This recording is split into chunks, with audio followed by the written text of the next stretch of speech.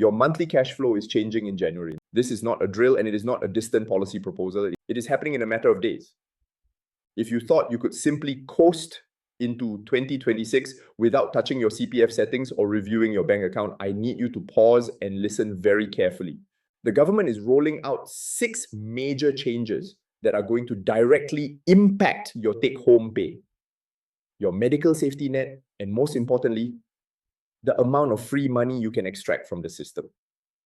For many of you, specifically those aged 45 to 65, this is a double-edged sword. You are facing a very real cash flow squeeze due to higher contribution rates and also wage ceilings. But at the same time, there is a massive capital opportunity sitting on the table in the form of new matching schemes. If you do nothing, you lose liquidity. Your bank account shrinks. But if you optimize, you could lock in an extra $3,000 per year in completely risk-free returns.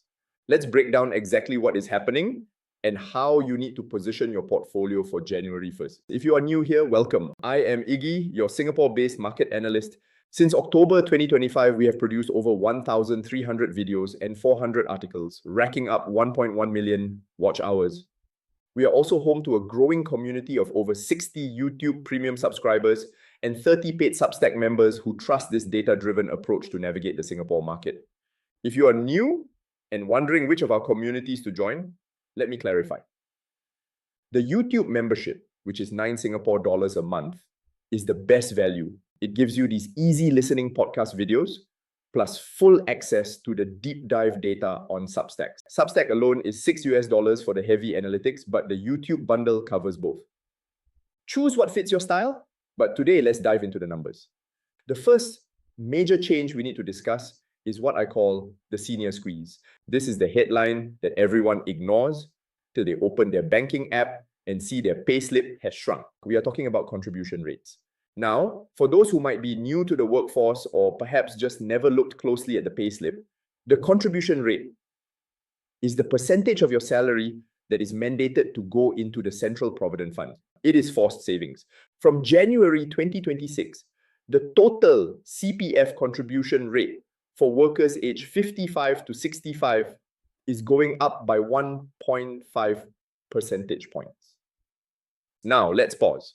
1.5%. That sounds like a rounding error, doesn't it? It sounds insignificant, but we need to break down where that money is coming from and where it is going. 0.5% of that increase comes from your employer. That is the good news. That is essentially free money. It is a pay raise that goes straight into your savings without you having to ask for it. However, the other 1.0% comes from you. That is a direct deduction from your gross salary. It means for every $1,000 you earn, $10 fewer will hit your bank account than did last year. So what? Why does this matter to a Singaporean retiree or pre-retiree? It matters because of liquidity. This extra 1% is being funneled into your retirement account or RA. Now, the RA is a fantastic vehicle. It earns a floor interest rate of 4%, which is risk-free. That is great for your future self. But your present self cannot spend that money. You cannot use your RA to pay for groceries. You cannot use it to pay your electricity bill. You cannot use it to service a cash mortgage. This is the squeeze. If you are already running a tight monthly budget, or if you have high fixed costs like insurance premiums or a mortgage that you are servicing with cash, a 1% drop in your disposable income is going to sting. It reduces your margin of error. The strategy here is simple but urgent. You need to review your monthly outflows right now. Do not wait until February when the January payslip arrives. Look at your obligations. Can you absorb a 1% cut in cash flow? If not, you need to adjust your spending now before the squeeze hits.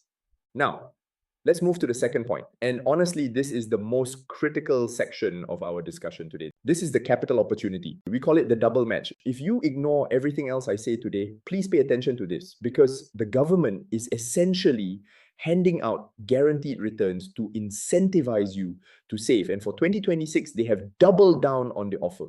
We now have 2 matching schemes running simultaneously.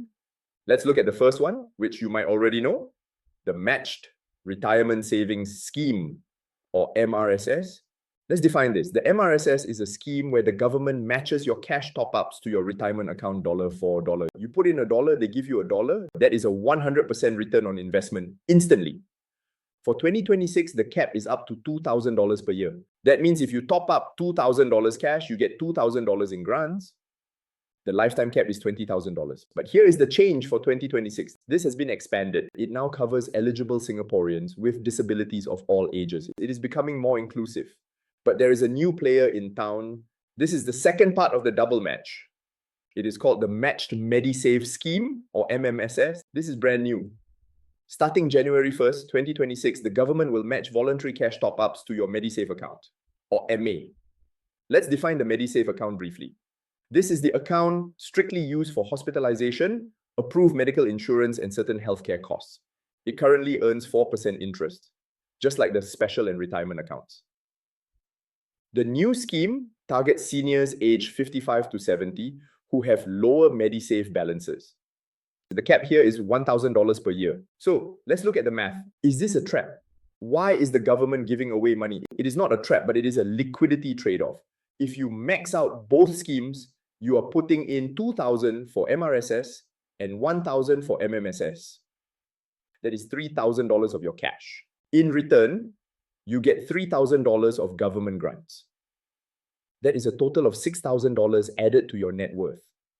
So, what does this mean for you? It means you have a risk-free arbitrage opportunity. There is not a single stock, bond, or cryptocurrency on the planet that can guarantee you a 100% immediate return with zero risk. Not one. If you are eligible for both schemes, finding that $3,000 of liquidity should be your absolute priority in the first quarter of 2026. Yes, you cannot touch the money, it is locked away. But for retirement compounding, this beats a DBS dividend or a Singapore savings bond any day of the week. This brings us to a very important comparison, the opportunity cost. With the CPF offering 2.5% on the ordinary account and over 4% on the special retirement and MediSave accounts, the bar for your stock market investments is incredibly high. You have to ask yourself, is it worth the risk? Let's look at a crowd favorite to illustrate this. Let's talk about Keppel DC REIT. This is a real estate investment trust that owns data centers. Everyone loves the narrative right now. AI is booming, data centers are in demand, so the stock must be a buy, right? That is the story. But let's pause and look at the math. I didn't just guess at these numbers. I checked the Investing Pro models, and the algorithmic fair value pegs it at a price significantly lower than where it is trading today. When we look at the yield, Keppel DC REIT is offering about 4.54%. Now compare that to your risk-free alternative. Your CPF special or retirement account is giving you roughly 4.08%. The spread, the difference between the risky REIT and the risk-free CPF is only 0.46%. Think about that. You are taking on equity risk. You are taking on the risk that the market crashes, that interest rates rise, or that the tenant defaults. And you are doing all of that for an extra 0.4% return. And it gets worse. When I looked at the Investing Pro data, the fair value model suggests a downside risk of around 21%. The model thinks the stock is overvalued. So is this a trap? In my view, yes. This is what we call a negative risk premium. You are risking a potential 20% drop in your capital just to chase a tiny bit of extra yield. If you want to run these numbers on your own portfolio, stop guessing. I've arranged a special deal for you on Investing Pro. The same institutional data I used in this video. Use the link below with code investing Iguana for up to 50% off.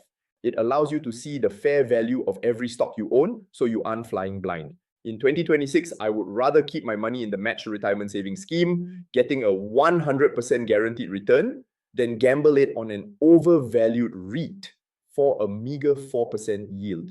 Now let's move on to the fourth change, the wage ceiling hike. This is something that affects the higher income earners among you. The CPF ordinary wage ceiling hits $8,000 on January 1st, 2026. Let's define ordinary wage, or OW. This is your monthly basic salary. The ceiling is the maximum amount of your salary that attracts CPF contributions. For years, this was capped at $6,000. Then it moved to $6,800. Now it is hitting $8,000. This is the final step in a multi-year adjustment plan. So what does this mean? There is good news and bad news. The good news is that your employer has to contribute more. If you earn $8,000, your employer now has to pay their 17% share on the full 8,000, not just on the first 6,000 or 6,800. Your total compensation package effectively increases. The bad news, a larger chunk of your own salary is locked away. You are contributing 20% of $8,000 now, rather than 20% of 6,000. That is a significant chunk of cash that is no longer hitting your bank account. So what is the implication here? It forces you to become what I call asset-rich cash poor. Building up wealth in your CPF, OA, and SA, which is great for housing and retirement, but your monthly disposable income drops. There is a silver lining though, tax relief. Because you are contributing more to CPF, your taxable income drops. This is a mandatory relief. My action plan for you is to recalculate your tax relief needs. In 2025, you might have done a cash top-up to your SRS or supplementary retirement scheme to lower your tax bill. In 2026, because your mandatory CPF contributions are higher, you might naturally drop into a lower tax bracket without needing to lock up as much money in SRS. Do the math before you blindly transfer money into SRS. You might need that liquidity. Finally, let's talk about CareShield Life. This is the fifth major point. CareShield Life is the national long-term care insurance scheme. It is designed to provide a monthly payout if you become severely disabled. The news here is that premiums are rising. The government is aware this is painful, so they are softening the blow with $570 million in support measures. But the trend is undeniable. Healthcare costs are inflating, and insurance premiums are following suit. The upside is that the annual payout growth will double. It is moving from 2% growth to 4% growth for the period of 2026 to 2030. That means if you do get disabled, the monthly check you receive will grow faster to keep up with inflation. But the downside is the cost. CareShield Life premiums are fully payable by your MediSave account. This means your MediSave balance is going to drain faster than it did before. So, why does this matter? This brings us full circle back to the Matched MediSave Scheme we discussed earlier. Because your premiums are rising and because they come out of MediSave, it is even more critical that you keep that MediSave tank full. You do not want to reach age 70 and find your MediSave empty just when your medical needs are peaking. The new matching scheme is the perfect tool to offset these rising premiums. By topping up cash and getting the government match, you are essentially pre-funding these higher insurance costs. So, what is the verdict? How do we synthesize all of this into a strategy? The year 2026 is not just business as usual for CPF, it is a year of aggressive optimization. If you sit on your hands, you will feel the squeeze of lower take-home pay and higher inflation. But if you act, you can leverage the system. Here is your to-do list for the first week of January. First, check your eligibility. Log into the CPF portal immediately. Do not guess. See if you qualify for the expanded MRSS or the new MMSS. The portal will tell you exactly how much you can top up. Second, find the liquidity. If you qualify, I want you to earmark $3,000 of cash. If you have it sitting in a low-interest savings account, move it. Execute the top-ups early in January. Why early? Because CPF interest is calculated monthly. If you top up in January, you capture the full year of interest. If you wait until December, you lose 11 months of compounding. Third, review your paycheck. Prepare yourself mentally and financially for the drop in take-home pay, especially if you are in that 55 to 65 age bracket, or if you are a high earner hitting the new wage ceiling. Adjust your monthly spending budget now. Do not let the smaller paycheck surprise you and force you into credit card debt. The system is giving you tools to build wealth. It is complex, yes. It is bureaucratic, yes. But it is also incredibly powerful if you know how to use it. It is up to you to pick up these tools. If you want to go deeper into these numbers, or if you want to see the specific calculations for your age group, that is exactly what we cover in the Substack deep dives. And remember, the Investing Pro tool is there to help you avoid the landmines in the stock market while you build your safety net in CPF. Thanks for watching, keep optimizing, and I'll see you in the next analysis.